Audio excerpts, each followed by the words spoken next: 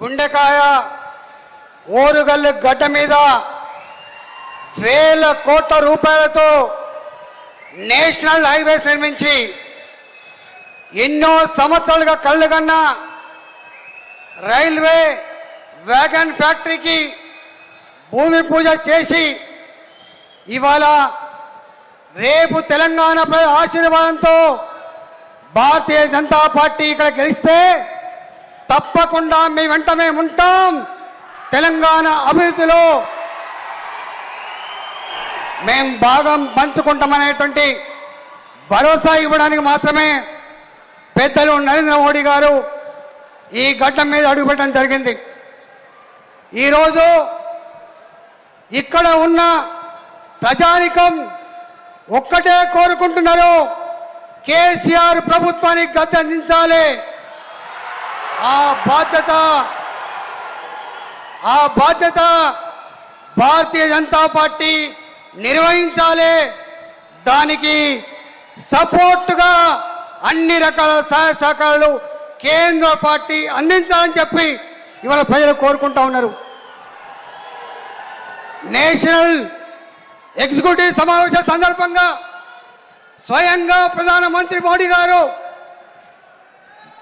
మన దేశ అధ్యక్షులు నడ్డా గారికి వారికి సపోర్ట్గా ఇవాళ అమిత్ షా గారికి సూచనలు ఇవ్వడం జరిగింది.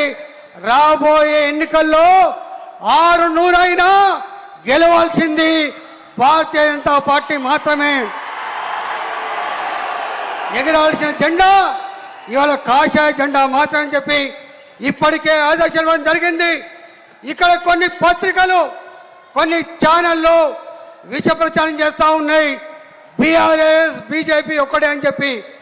బీఆర్ఎస్ బీజేపీ ఎప్పుడు ఒకటి కాదు. బీఆర్ఎస్ పార్టీ కాంగ్రెస్ పార్టీ మాత్రమే. లోపాయికారి ఒప్పందం 3 సంవత్సరాలు కొనసాగుతూ ఉంది. తెలంగాణ ప్రజలారా మీరు నిండు మనసుతో ఆశీర్వదించండి.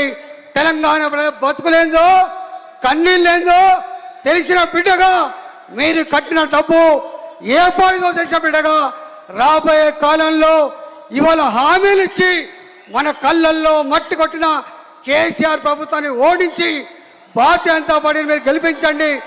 తప్పకుండా ఇవాళ ముసలి తల్లులకి పెన్షన్లు రెండిద్దరికి చేసి మాదే బంగారు తెలంగాణ మాటలు చేసిండు. బంగారు తెలంగాణ చేతుల్లో చూపించేటువంటి సత్తా బీజేపీ మాత్రం ఉంది. కాబట్టి ఆశీర్వించమని చెప్పి నేను కోరుతా ఉన్నా. Thank you.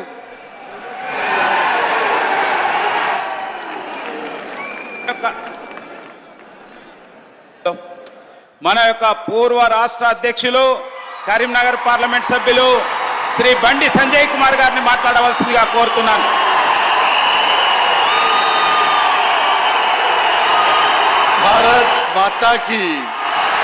भारत माता की जय श्री राम. वंदे वर्दिल्लाली नरेंद्र मोदी गारी नायकत्వం. वर्दिल्लाली नरेंद्र मोदी गारी नायकत्వం. అందరికీ నమస్కారం. ది బాస్ ఇలా ప్రపంచమే బాస్ గా గుర్తించే ఆ మహానుభావుడు, అరే ప్రపంచ దేశాలే పాదాభివందనం చేస్తున్నటువంటి మహానుభావుడన్నా, ప్రపంచాలకే వ్యాక్సిన్ అందించిన మహానుభావుడన్నా, అటువంటి మహానుభావుడు ఈరోజు ఈ ఓరుగల్లు గడ్డ మీదకి వచ్చిందన్న 6,000 కోట్ల అభివృద్ధి పనులు ప్రారంభించడానికన్నా. అటువంటి మహానుభావుడు అటువంటి ఆదరణీయ శ్రీ నరేంద్ర మోడీ గారికి హృదయపూర్వక స్వాగతం పలుకుతూ, అదేవిధంగా నేషనల్ హైవే రోడ్స్ ఎప్పుడు అయినా ఏ రోడ్ అయినా శాంక్షన్ చేసినటువంటి ఒక మంచి మంత్రి అన్న మన శ్రీ నితిన్ గడ్కరీ గారికి, అదేవిధంగా మనందరి నాయకుడు కేంద్ర మంత్రి వర్యులు భారతీయ జనతా పార్టీ రాష్ట్ర అధ్యక్షులు శ్రీ జి కిషన్ రెడ్డి గారికి, అదేవిధంగా వేదిక మీద పెద్దలందరూ కూడా ఇంత పెద్ద ఎత్తున విచ్చేసినటువంటి తెలంగాణ ప్రజలకు భారతీయ జనతా పార్టీ కార్యకర్తలందరూ కూడా హృదయపూర్వక నమస్కారాలు తెలియజేస్తూ ముందుగా ఈ వరంగల్ గడ్డ మీదకి వచ్చి 6,100 కోట్ల అభివృద్ధి పనులను రైల్వే నేషనల్ హైవేకి సంబంధించి ప్రారంభోత్సవం నరేంద్ర మోడీ గారికి ముఖ్యంగా నా కరీంనగర్ పార్లమెంటు నియోజకవర్గానికి సంబంధించి Warangal to Karimnagar national highway కోసం 2,147 కోట్ల రూపాయలను శాంక్షన్ చేసి ఈ రోజు ప్రారంభించడానికి వచ్చినటువంటి ఆదరణీయ నరేంద్ర మోడీ గారికి నా కరీంనగర్ పార్లమెంటు నియోజకవర్గ ప్రజల తరపున హృదయపూర్వక ధన్యవాదాలు తెలియజేస్తున్నా. కొంతమంది అంటారన్నా ఏం ముఖం పెట్టుకొని మోడీ గారు వస్తారని. వచ్చిండన్న ఆ ముఖం పెట్టుకొని వచ్చిండన్న. ఈ వరంగల్ కు రైల్వే వ్యాగన్ మ్యానుఫ్యాక్చరింగ్ యూనిట్ ప్రారంభించి 3,000 మంది నుంచి 10,000 మంది నిరుద్యోగ యువతకు ఉపాధి కల్పించే ముఖం పెట్టుకొని వచ్చిందన్న నా నరేంద్ర మోడీ. 6,100 కోట్ల రూపాయల అభివృద్ధి పనులు ప్రారంభించే ముఖం పెట్టుకొని వచ్చిందన్న నా నరేంద్ర మోడీ. వరంగల్ స్మార్ట్ సిటీగా ప్రకటించే ముఖం పెట్టుకొని వచ్చిందన్న నా నరేంద్ర మోడీ. కేఎంసి హాస్పిటల్ కు అత్యాధునికమైన వైద్య సౌకర్యాలు అందించే ముఖం పెట్టుకొని వచ్చిందన్న నా నరేంద్ర మోడీ. వరంగల్ కు టెక్స్టైల్ పార్క్ శాంక్షన్ చేసే ముఖం పెట్టుకొని వచ్చిందన్న నరేంద్ర మోడీ.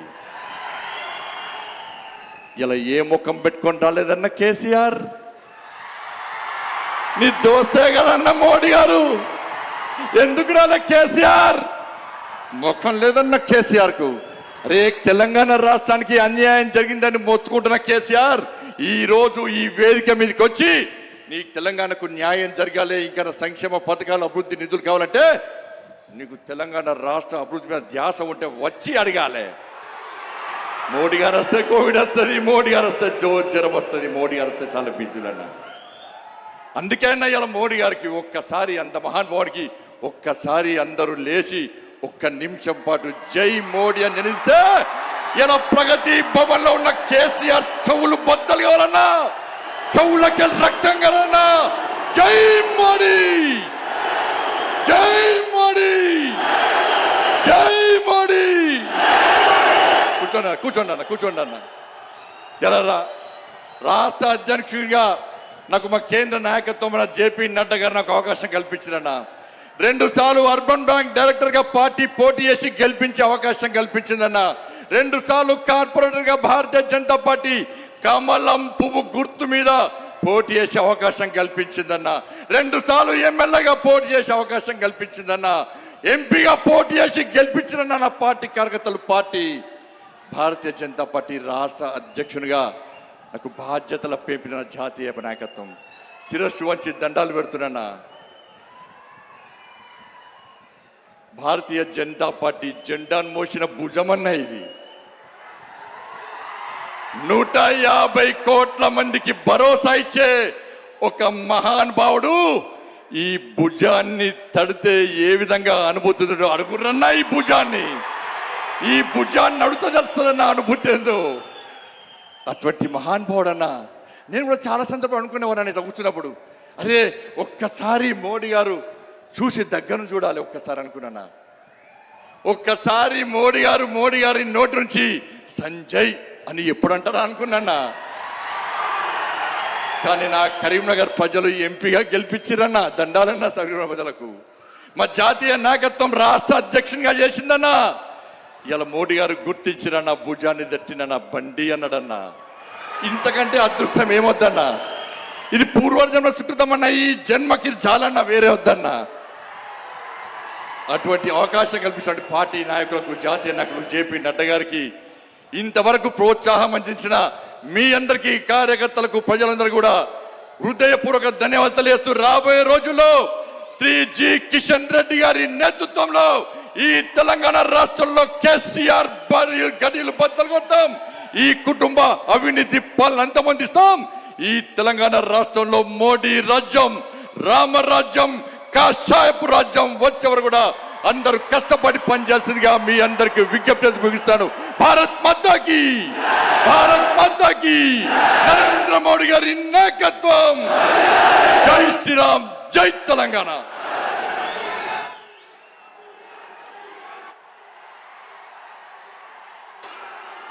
కేంద్ర పర్యాటక మరియు ఈశాన్య రాష్ట్రాల అభివృద్ధి శాఖ మాత్యులు నూతనంగా మరొకసారి తెలంగాణ రాష్ట్రానికి అధ్యక్షులుగా నియమితులైన గౌరవనీయులు శ్రీ కిషన్ రెడ్డి గారిని ప్రసంగించవలసిందిగా మనవి చేస్తున్నాను.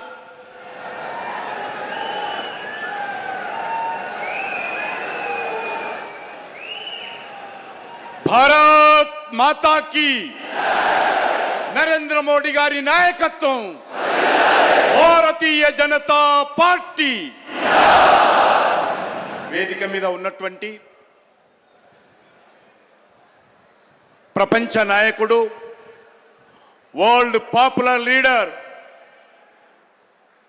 అభివృద్ధి లక్ష్యంగా గత 9 సంవత్సరాలుగా నీతి నిజాయితీతో పనిచేస్తున్నటువంటి వ్యక్తి. ఈ ప్రపంచంలో గత 9 సంవత్సరాలుగా ఒక్కరోజు కూడా సెలవు తీసుకోకుండా దేశం కోసం పనిచేస్తున్నటువంటి మన ప్రియతమ ప్రధానమంత్రి నరేంద్ర మోడీ గారికి నేను తెలంగాణ ప్రజానీకం తరఫున ఈ నగర వరంగల్ ఓరుగల్లు పట్టణం గడ్డ మీద నడుపెట్టినటువంటి నరేంద్ర మోడీ గారికి నేను హృదయపూర్వకమైనటువంటి స్వాగతం పలుకుతున్నాను. 30 సంవత్సరాల తర్వాత ఈ ఓరుగల్లు పట్టణానికి దేశ ప్రధానమంత్రి వచ్చారు. వారు నరేంద్ర మోడీ గారని మనవి చేస్తా ఉన్నాను. అంతేకాదు ఈరోజు మన జాతీయ రహదారుల అభివృద్ధి కోసం తెలంగాణ రాష్ట్రంలో అనేక సంవత్సరాలుగా అంకిత భావంతో పనిచేస్తున్నటువంటి నితిన్ గడ్కరీ గారికి, అదేవిధంగా భారతీయ జనతా పార్టీ ఉపాధ్యక్షురాలు మాజీ మంత్రివర్యురాలు శ్రీమతి డికే అరుణ గారికి, ఓబీసీ జాతీయ మోర్చా అధ్యక్షులు పార్లమెంట్ సభ్యులు డాక్టర్ కె లక్ష్మణ్ గారికి, భారతీయ జనతా పార్టీ జాతీయ ప్రధాన కార్యదర్శి గౌరవనీయులు తరుణ్ చుగ్ గారికి, నిన్ననే రానున్నటువంటి ఎన్నికల యుద్ధంలో టిఆర్ఎస్ పార్టీని ఓడించడం కోసం కేంద్ర పార్టీ తరఫున ఎన్నికల ఇన్ఛార్జిగా వచ్చినటువంటి ప్రకాష్ జావడేకర్ గారు, అదేవిధంగా పార్లమెంట్ సభ్యులు గౌరవనీయులు బండి సంజయ్ గారు,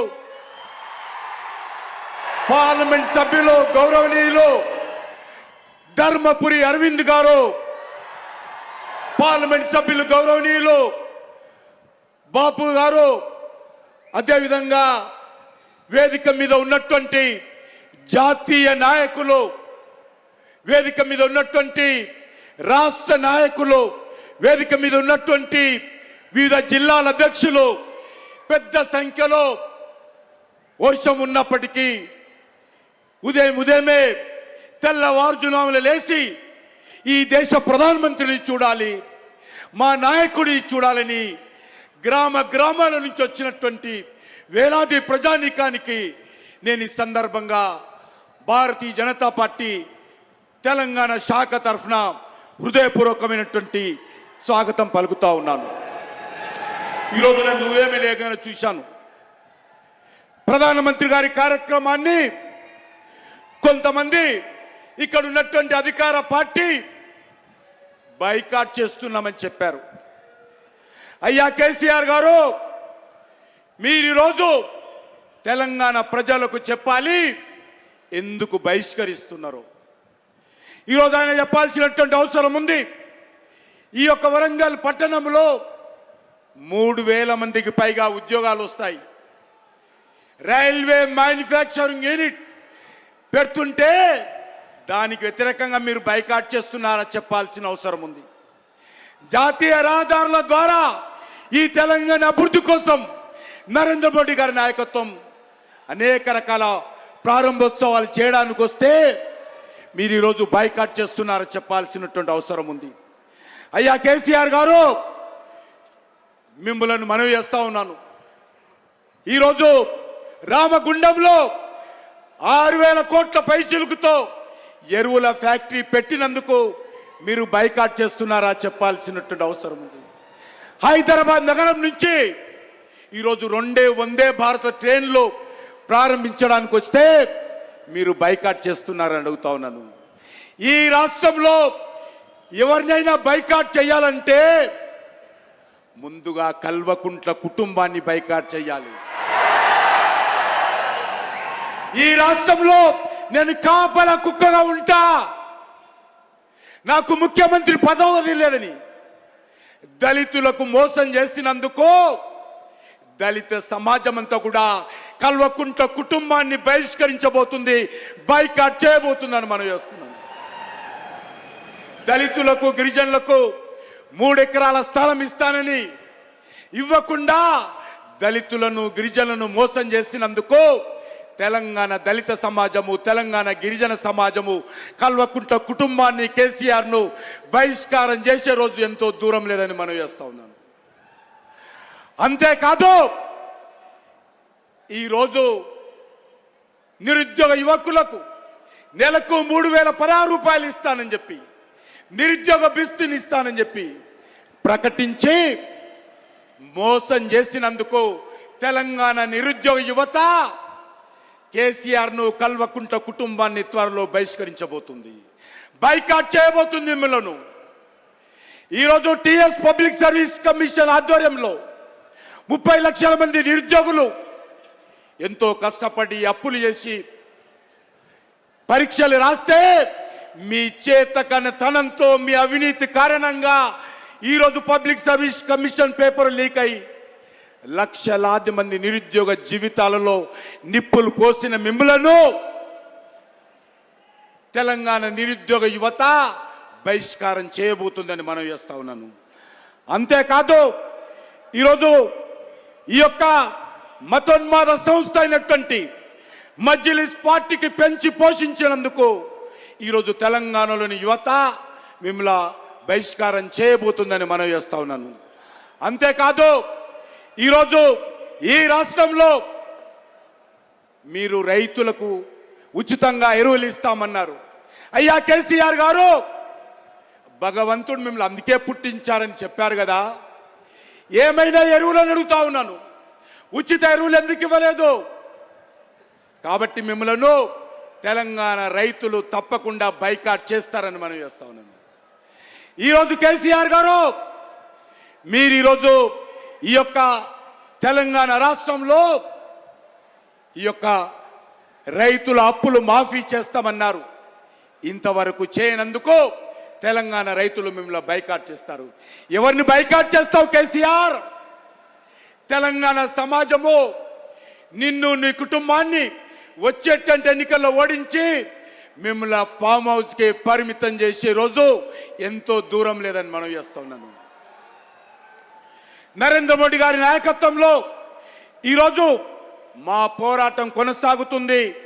ఈ యొక్క కుటుంబ పాలనకు వ్యతిరేకంగా, ఈ అవినీతి పాలనకు వ్యతిరేకంగా నిరంతరమైనటువంటి పోరాటం భారతీయ జనతా పార్టీ కొనసాగిస్తుందని మనం చేస్తా ఉన్నాను.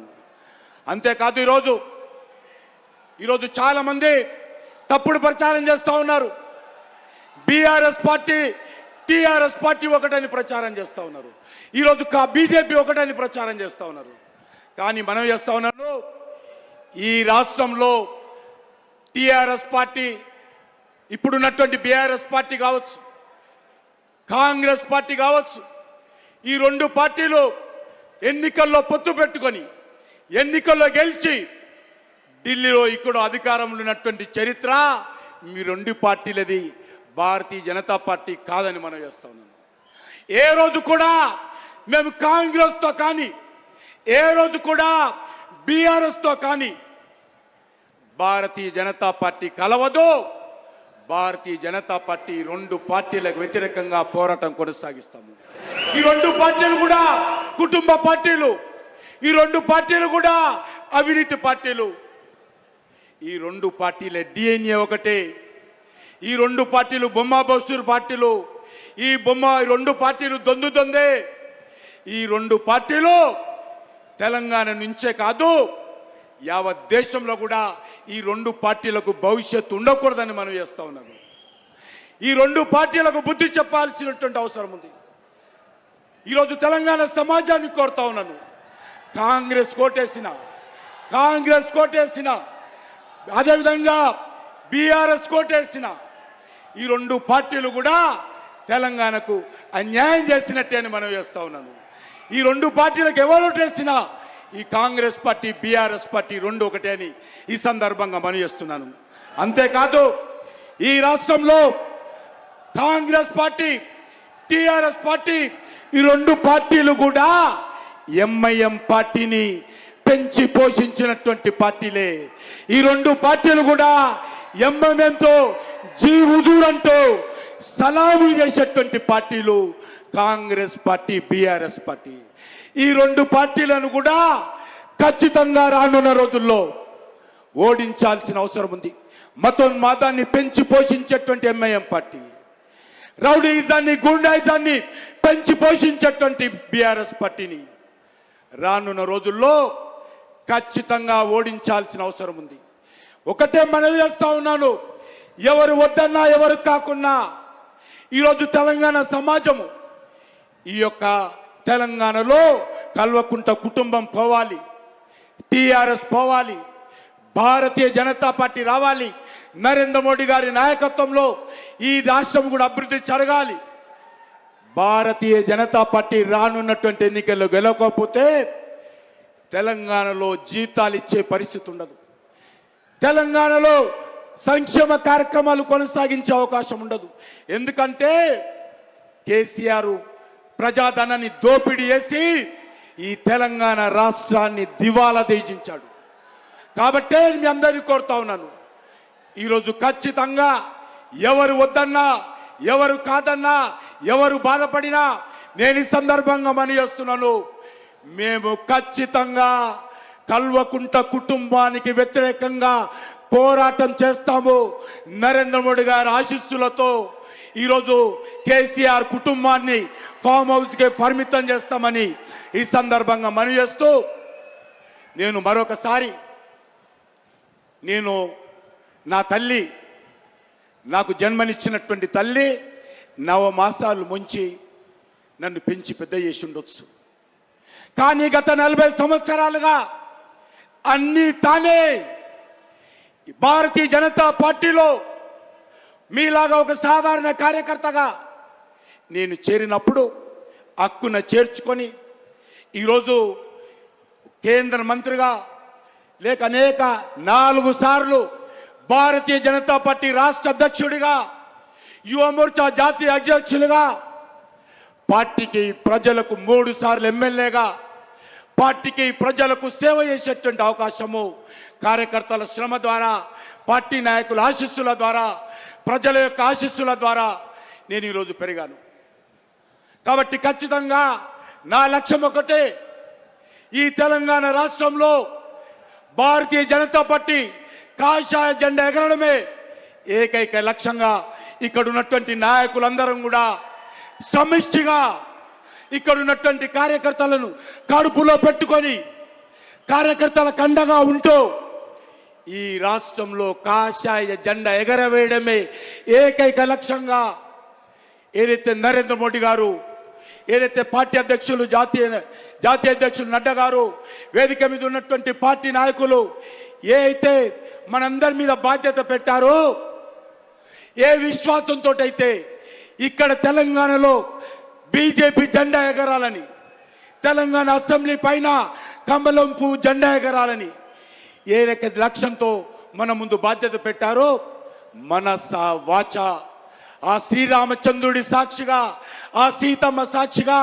ఇక్కడ భద్రకాళి సాక్షిగా ఖచ్చితంగా ఈరోజు భారతీయ జనతా పార్టీని మనము మనస వాచ కష్టపడి ఐక్యమత్యంతో ముందుకెళ్ళి ఏదైతే తెలంగాణ సమాజం కోరుకుంటుందో కల్వకుంట కుటుంబం పోవాలి, కేసీఆర్ పోవాలని ఆకాంక్షలకు అనుగుణంగా మనమందరము ప్రయత్నం చేయాల్సిందిగా కోరుకుంటూ, భారత్ మాతాకి నరేంద్ర మోడీ గారి నాయకత్వం, నరేంద్ర మోడీ గారి నాయకత్వం, నరేంద్ర మోడీ గారి నాయకత్వం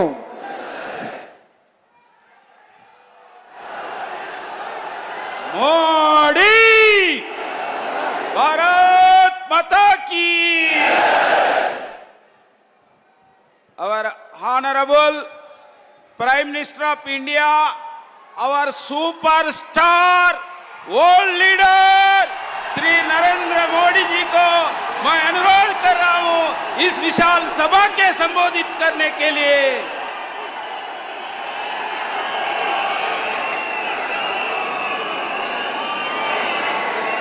भारत माता की, भारत माता की जय। मां भद्रकाली, भद्रकाली अम्मवारी महत्यानी की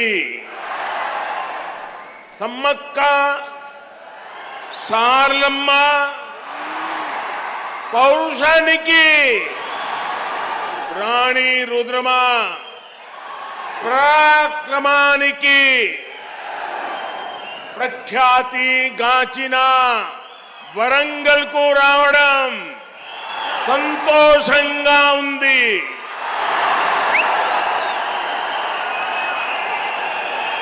आज मैं एक बीजेपी कार्यकर्ता के रूप में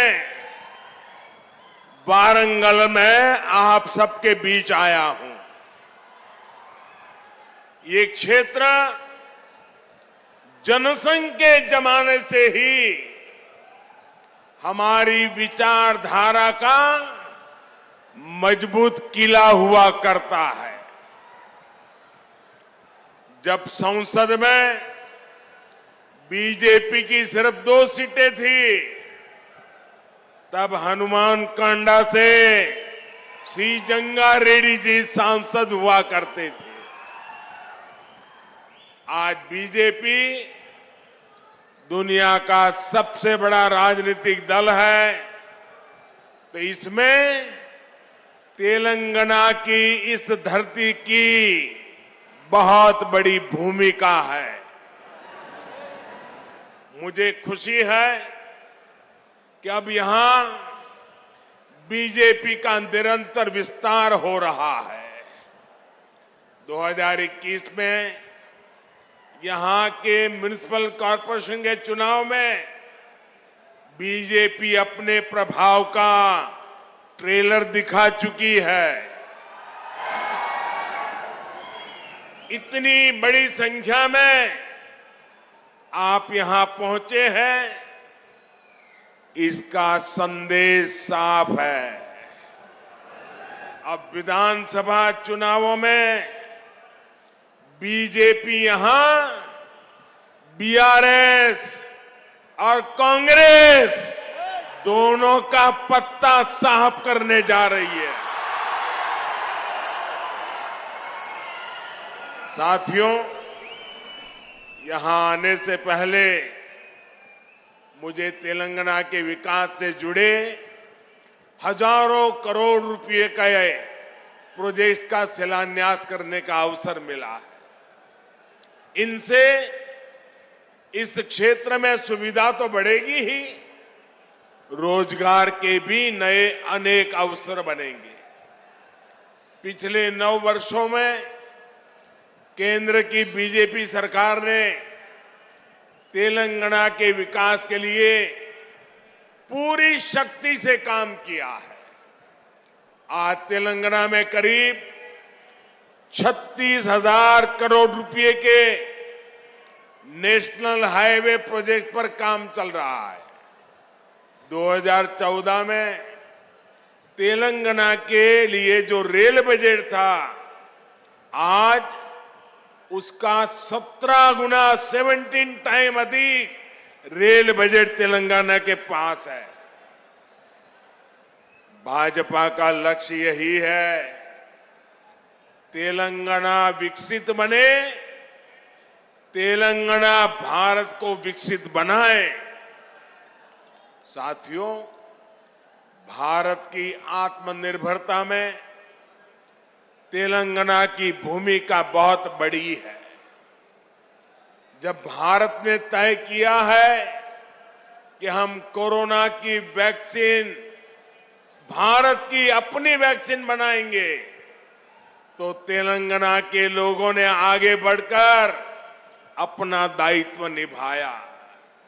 जब भारत ने तय किया कि हम दवाइयों के लिए कच्चा माल बनाएंगे, तो तेलंगाना के लोग नई ऊर्जा के साथ जुट गए। जब भारत ने तय किया कि हम मेड इन इंडिया पर बल देंगे, तो तेलंगाना के मैन्युफैक्चरर्स ने पूरी ताकत लगा दी। जब भारत ने तय किया कि हम यूरिया में आत्मनिर्भर होंगे, तो वर्षों से बंद रहा रामागुंडम खाद कारखाना फिर से सजीव हो उठा। और साथियों, जब भारत ने अपनी रेल को आधुनिक बनाने का फैसला किया, तो भी इसमें तेलंगाना ही अपनी बड़ी भूमिका निभा रहा है। अब काजीपेट में वैगन बनाने की नई फैक्ट्री बन रही है। यहां बनने वाले सैकड़ों वैगन भारतीय रेल के विस्तार और एक्सपोर्ट दोनों को बल देंगे। भाई और बहनों, बीते 9 वर्षों में पूरी दुनिया में देश का इतना गौरव बढ़ा है, भारत को लेकर आकर्षण बढ़ा है, इसका भी फायदा तेलंगाना को हुआ है। यहां पहले के मुकाबले अब ज्यादा इन्वेस्टमेंट आ रहा है, और इस ज्यादा इन्वेस्टमेंट का फायदा तेलंगाना के युवाओं को हो रहा है, उसे नौकरी मिल रही है। भाजपा सरकार ने दुनिया में भारत की जो साख बढ़ाई है, ये उसी का नतीजा है। लेकिन सवाल ये है कि यहां तेलंगाना में जो सरकार है, उसने क्या किया? साथियों, यहां की राज्य सरकार ने सिर्फ 4 काम किए हैं। यहां की सरकार ने सिर्फ 4 काम किए हैं। पहला, सुबह शाम मोदी को, केंद्र सरकार को रेगुलरली गाली देने का काम किया है। पूरी डिक्शनरी इसी काम में लगाई है। दूसरा काम क्या किया है? एक परिवार को ही सत्ता का केंद्र बनाने का और खुद को तेलंगाना का मालिक साबित करने का काम किया है। तीसरा काम क्या किया है? इन्होंने तेलंगाना के आर्थिक विकास को चौपट कर दिया। चौथा काम क्या किया? चौथा, इन लोगों ने तेलंगाना को भ्रष्टाचार में डुबो दिया। आज तेलंगाना में ऐसा कोई प्रोजेक्ट नहीं है जिसमें भ्रष्टाचार के आरोप नहीं है। केसीआर सरकार यानी सबसे भ्रष्ट सरकार।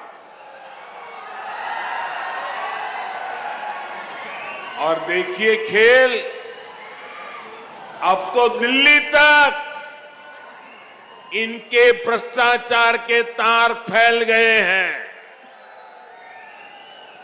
हम पहले 2 देशों या 2 राज्यों की सरकारों के बीच विकास से जुड़े समझौतों की खबरें सुना करते थे कि भाई विकास के लिए 2 राज्यों ने समझौता किया, पानी के लिए 2 राज्यों ने समझौता किया।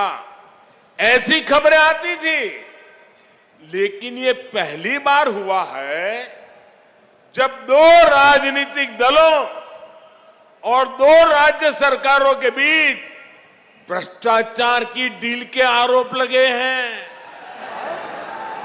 ये दुर्भाग्य है कि जिस तेलंगाना के लिए जनता ने इतना संघर्ष किया, इतने बलिदान दिए, उस जनता को ऐसे दिन देखने की नौबत आई है। और साथियों, मैं एक और बात कहूंगा, यहां सत्ता में जो परिवार बैठा है,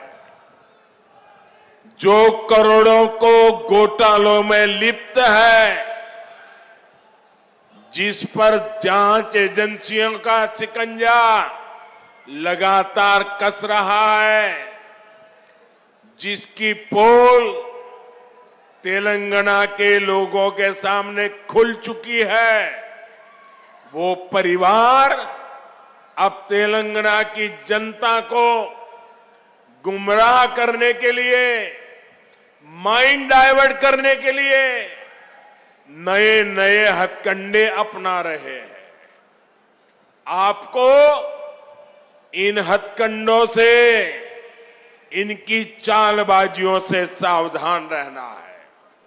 साथियों, मैं जब भी तेलंगाना आता हूं, आप सभी लोगों की एक और छटपटाहट समझ आती है। आप लोगों ने कभी नहीं सोचा था कि एक दिन इस तरह परिवारवादी राजनीति के शिकंजे में हमारा तेलंगाना फंस जाएगा।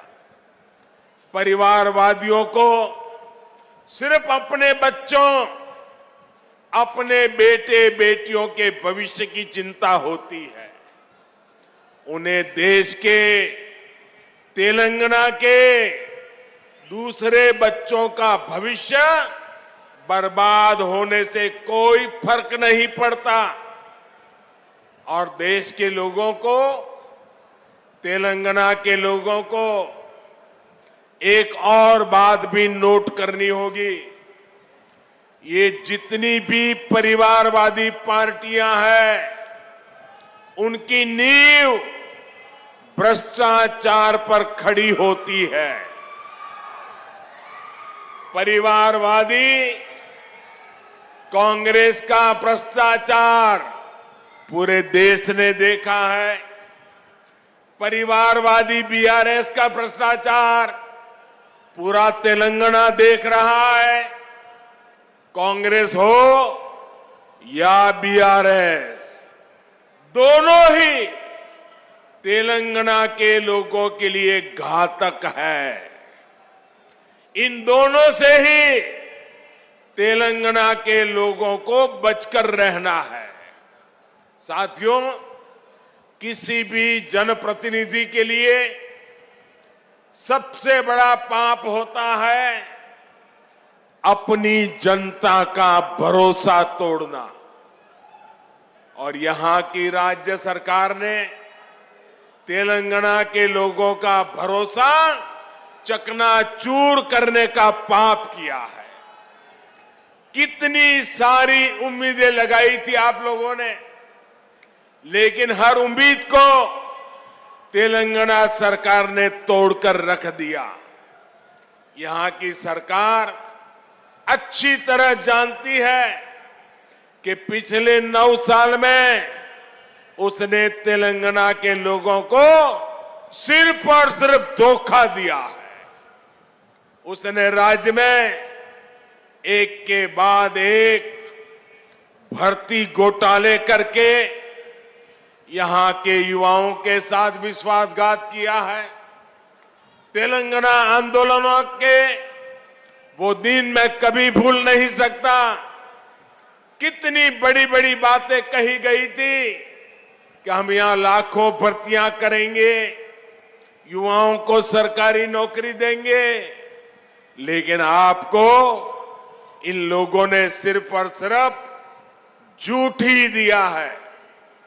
तेलंगाना में भ्रष्टाचार का जो खुला खेल चल रहा है, इसका सबसे बड़ा नुकसान यहां के युवाओं को उठाना पड़ रहा है। Telangana state public service commission scam के बारे में कौन नहीं जानता है। पिछले 9 वर्षों से तेलंगाना के लाखों नौजवान सरकारी भर्तियों का इंतजार कर रहे हैं, लेकिन यहां की सरकार ने सरकारी नौकरियों को अपने नेताओं की तिजोरी भरने का माध्यम बना दिया है। साथियों, तेलंगाना की 12 यूनिवर्सिटीज में हायर एजुकेशन को तबाह करके यहां की सरकार ने लाखों नौजवानों का भविष्य बर्बाद कर दिया है। आज भी तेलंगाना की यूनिवर्सिटीज में 3000 से ज्यादा टीचर्स के पद खाली पड़े हैं। आज भी तेलंगाना की सरकारी स्कूलों में टीचर्स की 15,000 से ज्यादा पोस्ट खाली पड़ी है। क्या ये इन स्कूलों में पढ़ने वाले बच्चों के साथ विश्वासघात नहीं है क्या? धोखा नहीं है क्या? इन लोगों ने आपसे वायदा किया था कि हर बेरोजगार को 3,000 रुपये का भत्ता देंगे। ये वायदा करके भी तेलंगाना सरकार ने नौजवानों को सिर्फ धोखा दिया, विश्वासघात किया। इन लोगों ने आपसे वायदा किया था कि गरीबों को 2 बेडरूम वाले 7 लाख फ्लैट बनाकर देंगे। ये वायदा भी यहां की सरकार पूरा नहीं कर पाई है। ये लोग किसानों के 1 लाख रुपया तक के कर्ज को माफ करने की बात भी कहा करते थे, लेकिन इस वायदे पर भी इनकी सरकार ने तेलंगाना के लोगों को सिर्फ विश्वासघात ही दिया है। साथियों, मुझे पता है कि तेलंगाना की ग्रामीण पंचायतें, यहां के सरपंच यहां की सरकार से कितने गुस्से में हैं, कितने नाराज हैं। ये बीजेपी की केंद्र सरकार है जिसने तेलंगाना की ग्राम पंचायतों को 12,000 करोड़ रुपए से ज्यादा सीधा देने का सुनिश्चित किया है।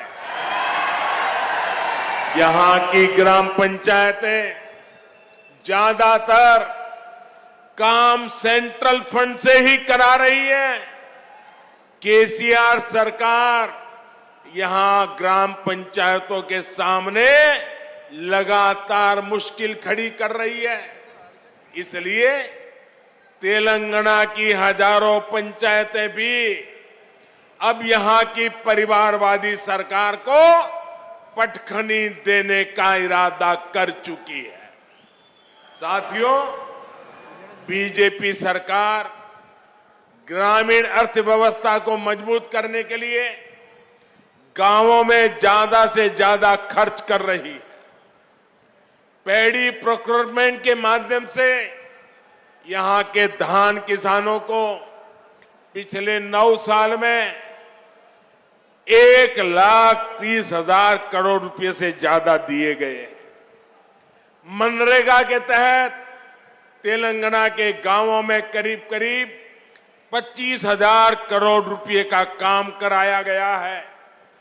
पीएम किसान सम्मान निधि के जरिए भी तेलंगाना के करीब 40 लाख किसानों के बैंक खाते में 9,000 करोड़ रुपए सीधे भेजे गए हैं। पीएम आवास योजना के तहत जो करोड़ों घर बनाए गए हैं, उनसे भी हजारों करोड़ रुपए ग्रामीण अर्थव्यवस्था में पहुंचे हैं। साथियों, बीजेपी ने निरंतर प्रयास किया है कि किसानों को सशक्त करें, उनके खर्च कम करें उनकी आय बढ़ाएं। हमने लागत का 1.5 गुना एमएसपी देने का वादा किया था, हमने वो गारंटी को पूरा करके दिखाया। हमने दाल की एमएसपी पर रिकॉर्ड खरीदी करके हमारी गारंटी पूरी की। हमने सिंचाई के नेटवर्क को सशक्त करने का वादा किया था, वो गारंटी भी हमने पूरी की। किसानों को कोल्ड स्टोरेज की दिक्कत ना हो, इसके लिए दुनिया का सबसे बड़ी भंडारण योजना पर पूरा काम हो रहा है। आप जानते हैं कि जो 7 मेगा टेक्सटाइल पार्क देश में बनने वाले हैं, उनमें से भी एक यहां तेलंगाना में बनने जा रहा है। इन सभी प्रयासों का लाभ यहां के किसानों को होगा, हमारे कॉटन ग्रोवर किसानों को होगा। भाइयों बहनों, तेलंगाना की सरकार ने गरीब, दलित, पिछड़े आदिवासियों को सिर्फ झूठे वादे दिए, झूठी घोषणाएं दी, लेकिन केंद्र की बीजेपी सरकार ने सही मायने में इन वर्गों को सशक्त किया है। वारंगल सहित इस पूरे क्षेत्र में बड़ी संख्या में आदिवासी और पिछड़े समाज के लोग रहते हैं। पहले की सरकारों में हमारे आदिवासी भाई बहनों के साथ सौतेला व्यवहार किया जाता था। सड़कें हो, पीने का पानी हो, स्कूल हो, अस्पताल हो, हमारे ट्राइबल भाई बहन का नंबर सबसे अंत में आता था। आदिवासी क्षेत्रों के विकास के लिए बीजेपी ने पहले की सरकारों की सोच और अप्रोच दोनों को बदल दिया। हमने आदिवासी क्षेत्रों में सैकड़ों नए एकलव्य मॉडल स्कूल खोले। हमने वन उपज के सही दाम देने के लिए एमएसपी का दायरा बढ़ाया। हमने जनधन केंद्रों के माध्यम से रोजगार के नए साधन तैयार किए। आज आप देख रहे हैं कि इन आदिवासी क्षेत्रों में 6 लेन के 4 लेन के हाईवे बन रहे हैं, इंडस्ट्रियल कॉरिडोर बन रहे हैं। मिशन मोड पर 4G नेटवर्क की सुविधाएं तैयार की जा रही है। आदिवासी परिवारों में सिकल सेल एनीमिया की बहुत बड़ी दिक्कत है। अब बीजेपी सरकार ने सिकल सेल एनीमिया को जड़ से हटाने के लिए भी अभियान शुरू किया है। साथियों, आजकल कुछ लोग चुनाव से पहले जनता को गुमराह करने के लिए झूठी गारंटी लेकर आ रहे हैं। बीजेपी चुनाव के लिए झूठी बातें या झूठी गारंटी कार्ड नहीं बांटती। अगर बीजेपी हर गरीब परिवार को मुफ्त राशन देने की बात करती है, तो पूरा राशन गरीब के किचन तक पहुंचता है।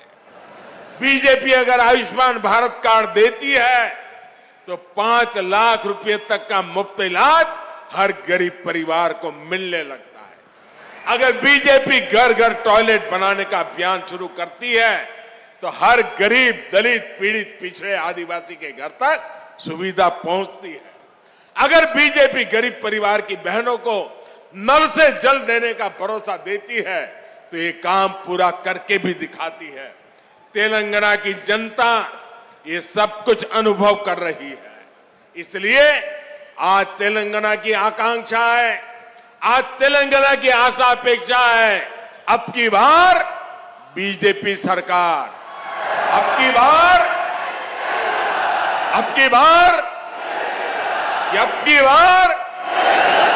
यही भाव मैं यहां वारंगल में देख रहा हूं, पूरे तेलंगाना में देख रहा हूं।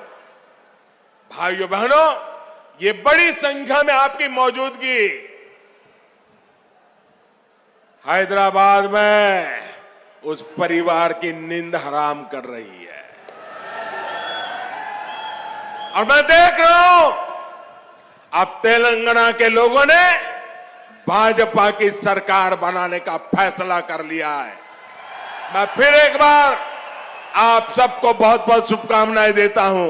बहुत बहुत धन्यवाद। मेरे साथ बोलिए भारत माता की।